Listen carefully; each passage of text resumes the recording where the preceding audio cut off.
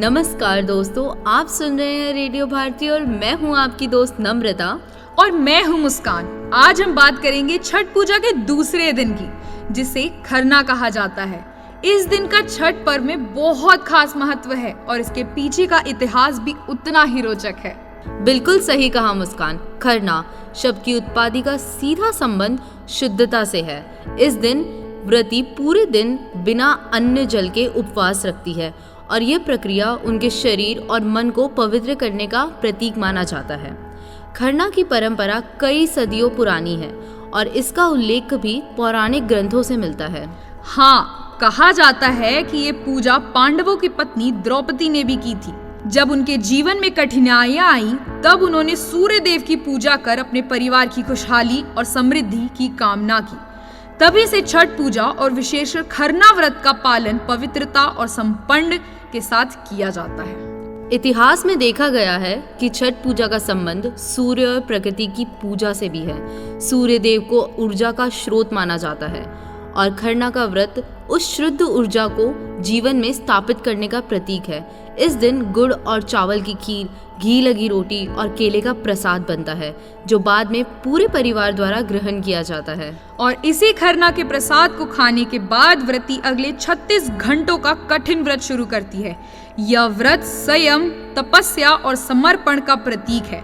व्रती इस दौरान पूरे तरह से अपने इष्ट देवता और छठी मैया की पूजा में लीन रहती है। खरना के दिन खास बात यह है कि व्रती खुद प्रसाद बनाती है और घर की साफ सफाई का विशेष ध्यान रखती है। प्रसाद ग्रहण करने के बाद व्रती को अगले 2 दिन तक बिना जल और अन्न के रहना होता है, ताकि वे सूर्य देवता और छठी मैया की कृपा प्राप्त कर सके। सही कहा नम्रता। खरना का यह पवित्र दिन हमें संयम, धैर्य और आत्मिक शुद्धि का संदेश देता है। साथ ही यह छठ पर्व की सबसे महत्वपूर्ण कड़ी है, जो हमें प्रकृति और भगवान सूर्य के प्रति आस्था और समर्पण सिखाती है।